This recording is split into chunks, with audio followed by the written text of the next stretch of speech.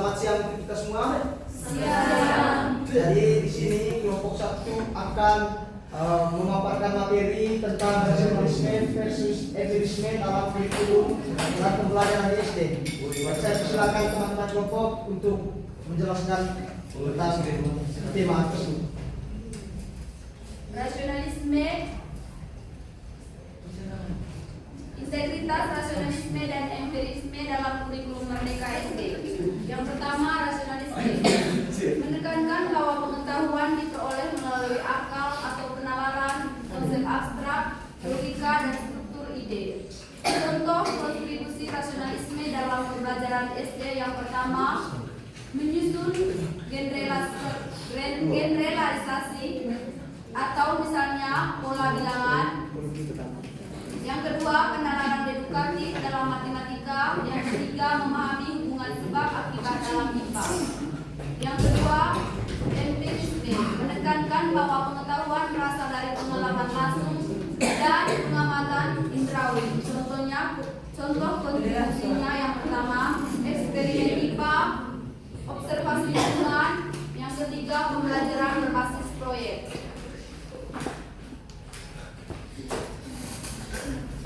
Yang berikut dampak dominasi salah satu aliran. Pertama, jika rasionalisme terlalu dominan. Dampak positif, siswa mampu berpikir sistematis dan logis.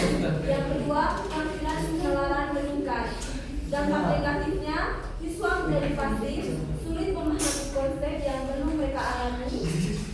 Yang ketiga, kemandirian belajar menurun karena siswa mengandalkan penjelasan guru bukan eksplorasi. Contohnya memberikan rumus luas baru datar tanpa aktivitas eksplorasi. 2. Jika empirisme terlalu dominan. Pertama, dampak positif. 1. Pembelajaran menjadi menarik dan kontekstual. Yang kedua, siswa aktif dan mandiri. Dampak negatif. Yang pertama, siswa kesulitan mencapai abstraksi tinggi. Yang kedua, pengetahuan tidak tersusun. 3. 2. Jika empirisme terlalu dominan. Yang pertama, dampak positif. 1. Pembelajaran menjadi menarik dan kontekstual. 2. Siswa aktif dan mandiri. Yang kedua, dampak negatif. Yang pertama, siswa kesulitan mencapai abstraksi tinggi. Yang kedua, pengetahuan tidak tersusun sistematis.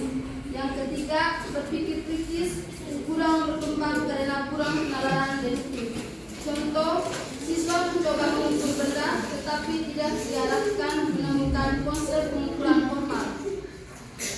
Contoh kegiatan pembelajaran yang mensintesiskan rasionalisme dan empirisme.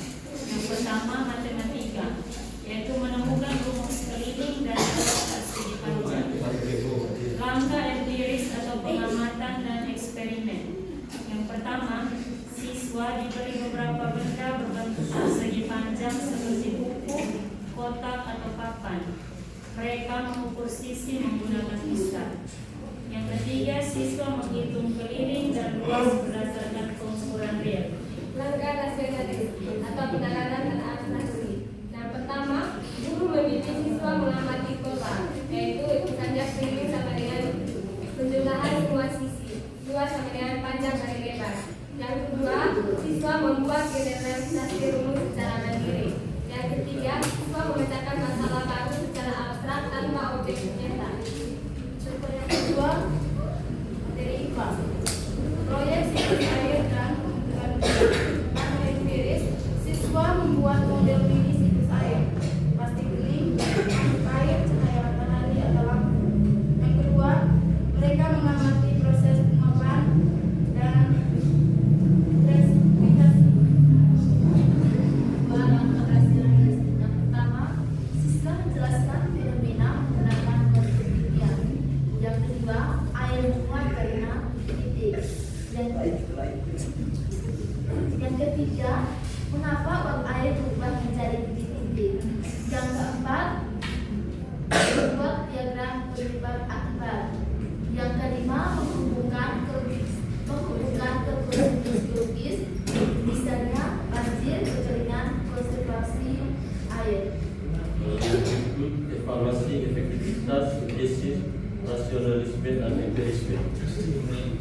pertama, memenuhi prinsip pembelajaran kurikulum merdeka, yaitu student as siswa menjelajah sendiri atau empiris dan membangun konsep atau rasional yang berikut pembelajaran berinteresiasi cocok untuk berbagai gaya belajar. Yang kedua, mengembangkan kemampuan bernalar kritis. Yang pertama, pengalaman konkret digunakan sebagai dasar berpikir, dan yang kedua, pengenalan digunakan untuk menggeneralisasi dan menarik kesimpulan logis. Yang ketiga, meningkatkan kemandirian belajar. Yang pertama, bisa mengeksplorasi, bertanya, menyimpulkan, dan mengevaluasi sendiri.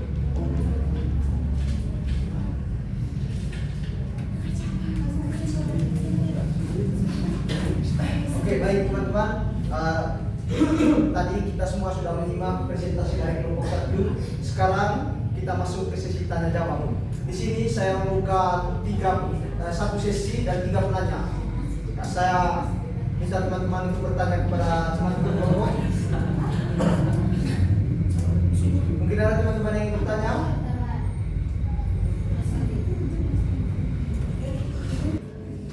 Oke, baik. Mohon acungkan tangan untuk bertanya.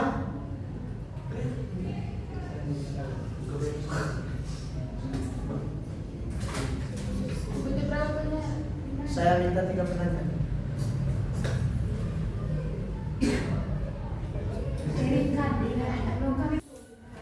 Oke, baik. Saya persilakan kelompok 2 untuk bertanya kepada kelompok 1. Baik, terima kasih atas kesempatan yang baik, kami dari kelompok 2 ingin mengajukan pertanyaan. Dalam tahap perkembangan kognitif anak SD, apakah lebih realistis mengasumsikan bahwa mereka belajar melalui indera atau empirisme, ataukah mereka sudah dapat berpikir deduktif atau rasionalisme? Baik, saya akan mengulangi pertanyaannya. Dalam perkembangan kognitif anak SD, apakah lebih realistis mengasumsikan bahwa mereka belajar melalui indera atau empirisme, ataukah mereka sudah dapat berpikir deduktif atau rasionalisme? Baik, terima kasih kelompok 2. Mungkin ada yang ingin bertanya lagi? Ya, baik, dari kelompok 2 lagi. Saya persilakan teman Alfa. Terima kasih untuk Kak Ica. Pertanyaannya, apakah pengetahuan dasar seperti matematika dapat dibangun secara murni dari pengalaman empiris anak, atau justru membutuhkan struktur rasional bawaan? Berikan argumen masing-masing. Saya mengulanginya lagi. Jadi pertanyaannya, apakah pengetahuan dasar seperti matematika dapat dibangun secara murni dari pengalaman empiris anak, atau justru membutuhkan struktur rasional bawaan? Buktikan dengan argumen Anda. Terima kasih teman Alfa.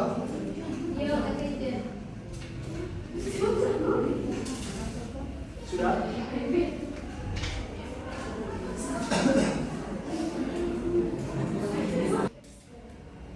Oke,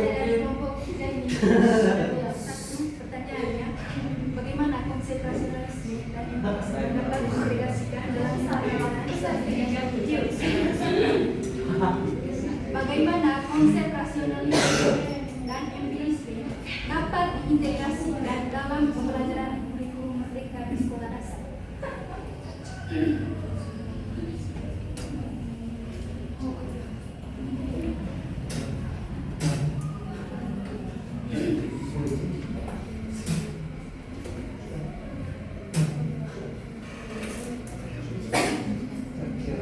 Teman, ini bisa diulang sebentar. Bagaimana konsep rasionalisme dan empirisme dapat diintegrasikan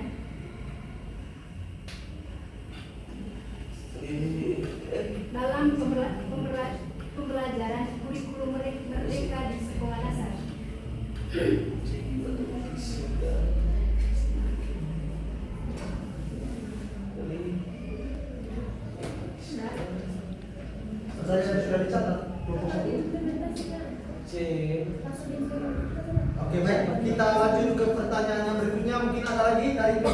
Baik, saya persilakan Pak Johan untuk bertanya.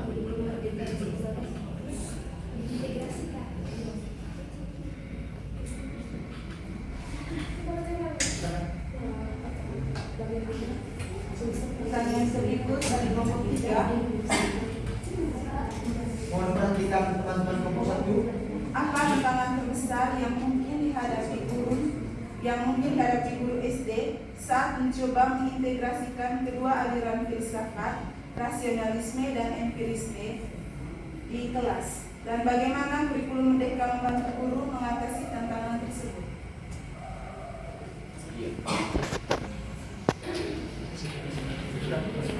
Coba diulang. Apa tantangan terbesar? Apa tantangan terbesar yang mungkin dihadapi guru SD saat mencoba mengintegrasikan kedua aliran filsafat,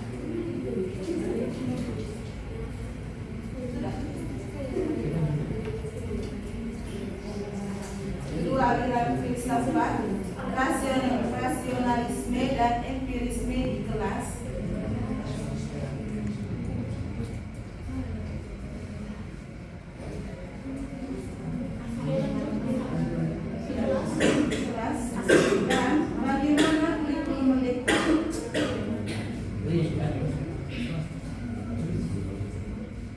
Dan bagaimana kurikulum Merdeka membantu guru mengatasi tantangan tersebut?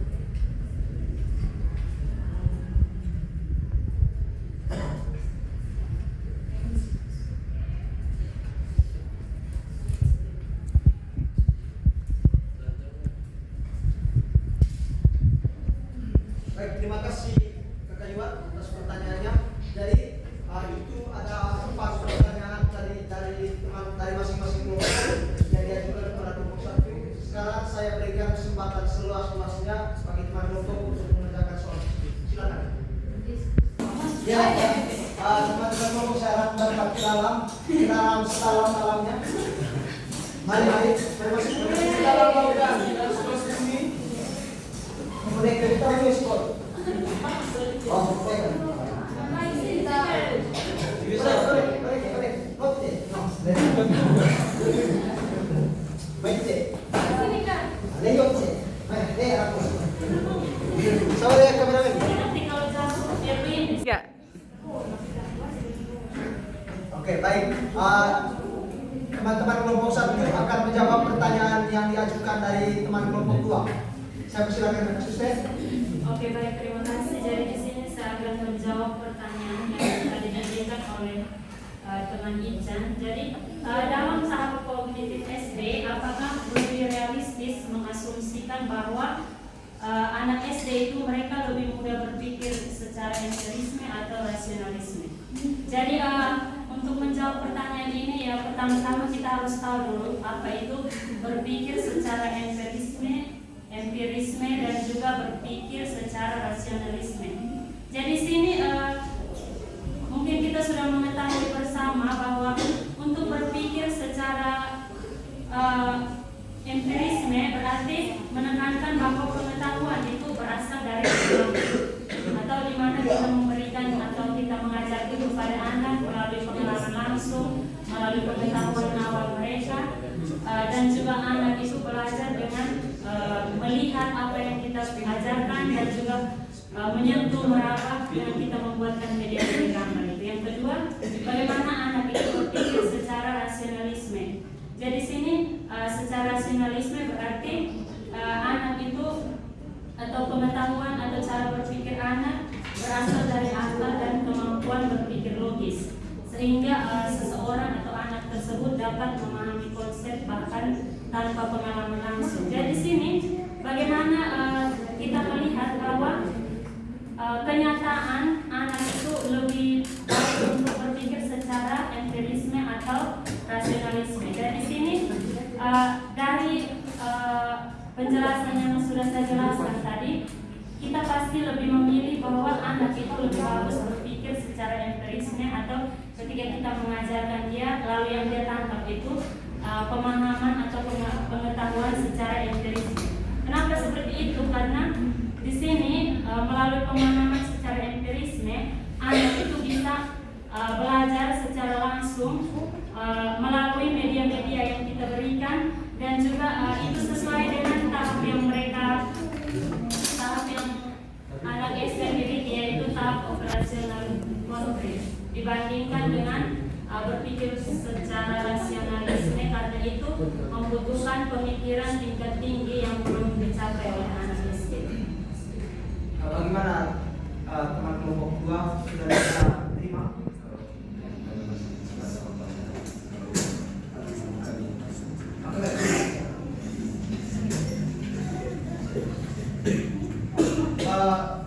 Kita lanjut ke pertanyaan yang berikutnya.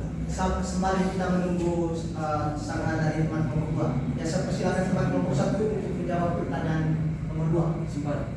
Baik, saya akan mencoba menjawab pertanyaan dari Alfa dengan bunyi pertanyaannya: apakah pengetahuan dasar seperti matematika dan moralitas dapat dibangun secara murni dari pengalaman empiris anak, atau justru membutuhkan struktur rasional bawaan? Berikan argumentasi. Baik, pengetahuan dasar seperti matematika dan moralitas tidak dapat dibangun secara murni dari pengalaman empiris, tetapi juga tidak sepenuhnya berasal dari struktur rasional bawaan. Keduanya saling melengkapi.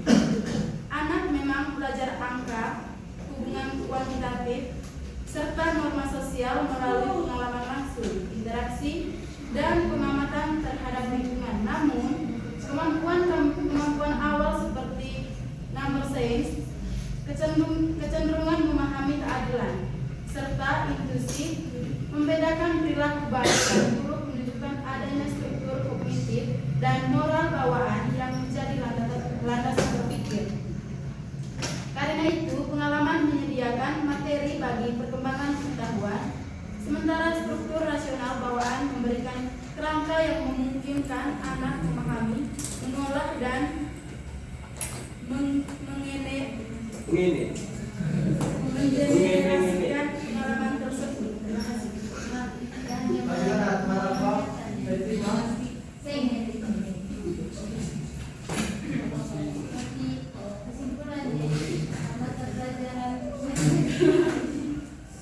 Tidak melalui itu, bukan hanya melalui empirisme,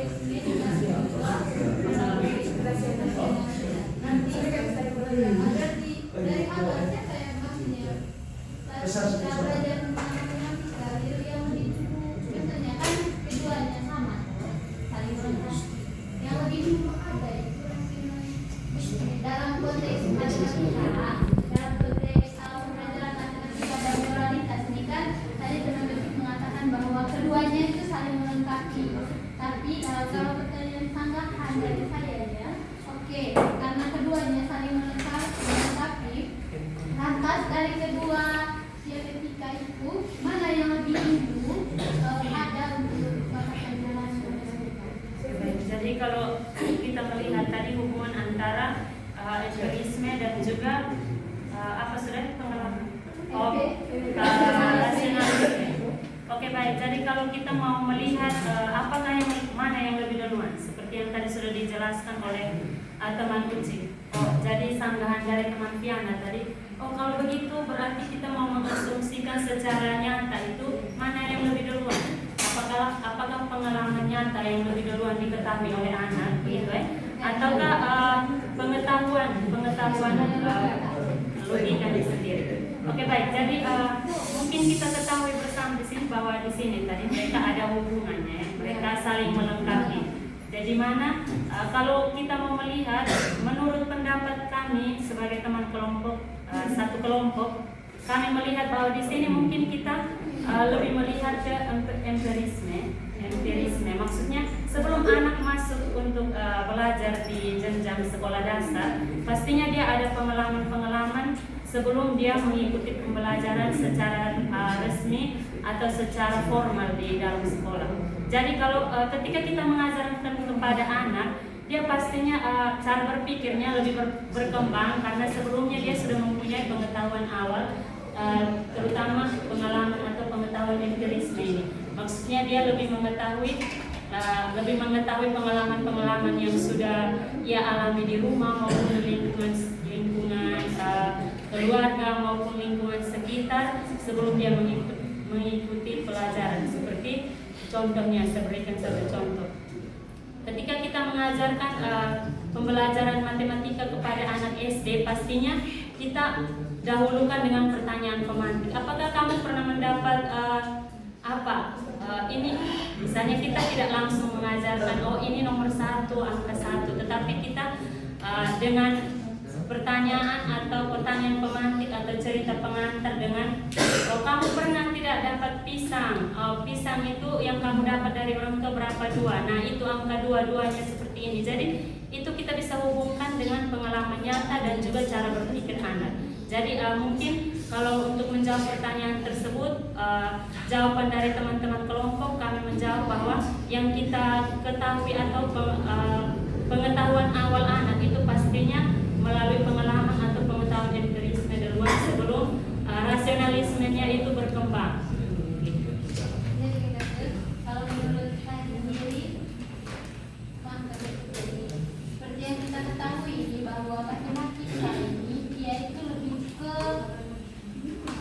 kita sudah yang kayak dia itu lebih ke rasional. Karena matematika itu kan banyak rumus.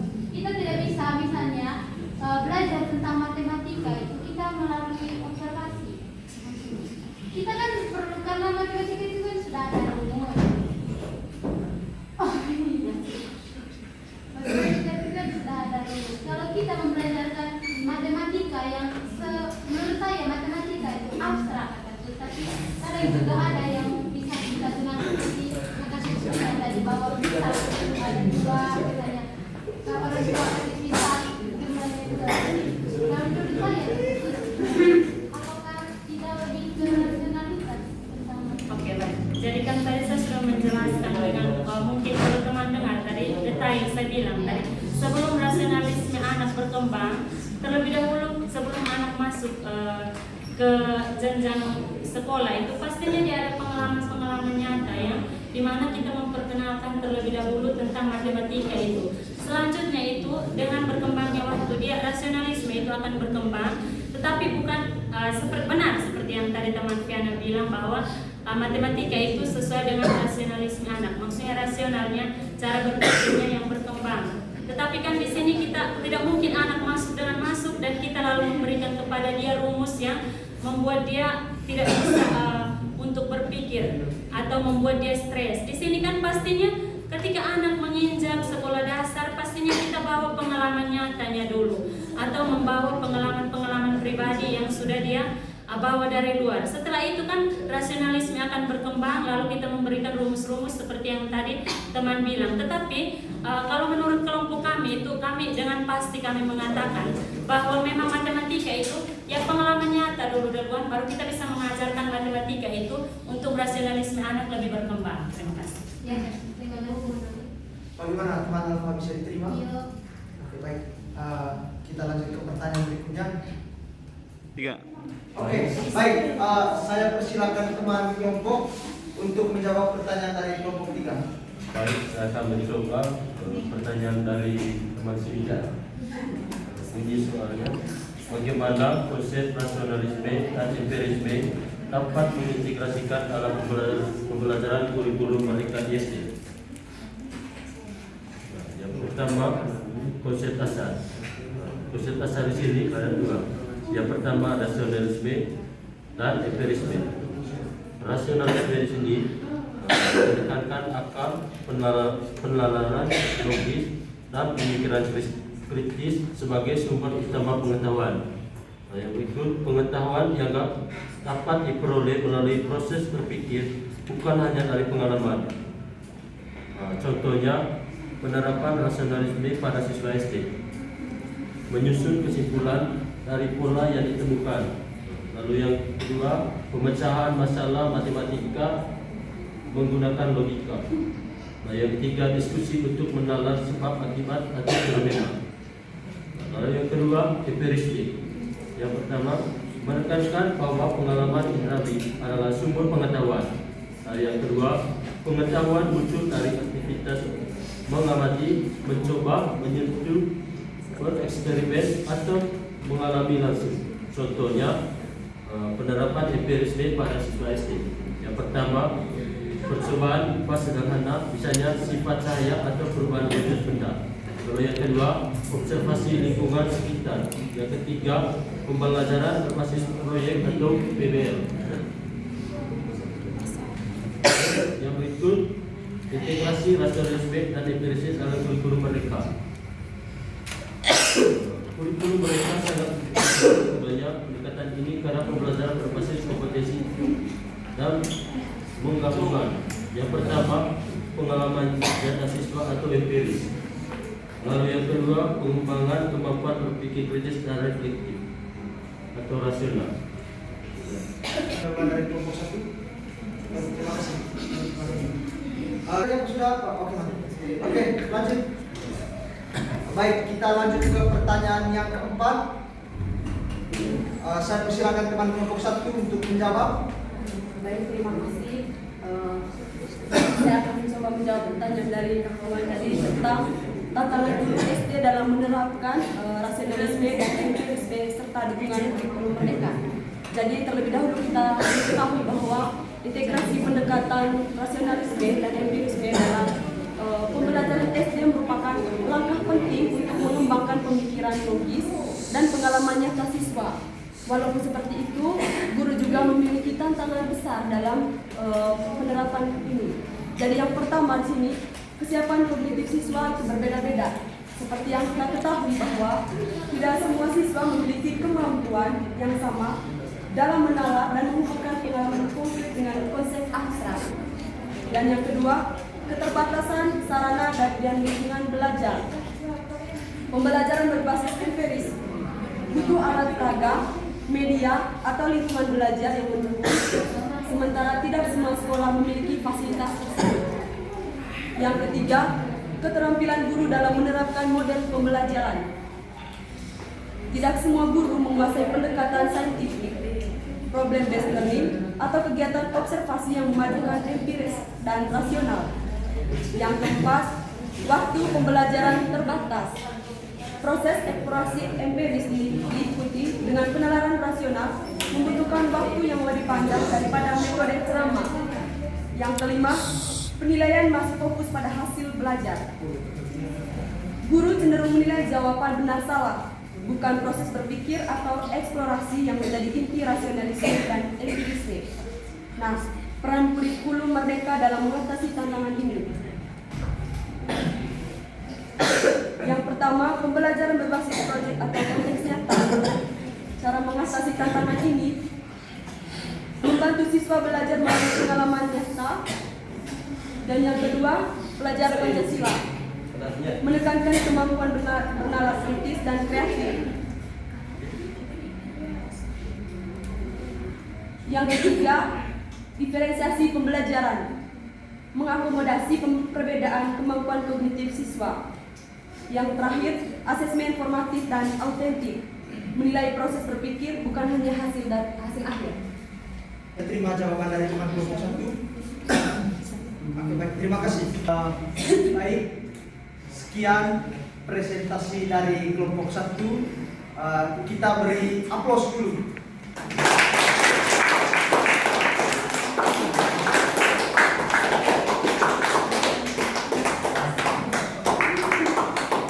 Terima kasih kelompok 1. Saya persilakan kelompok 1 untuk kembali ke tempat. Terima kasih.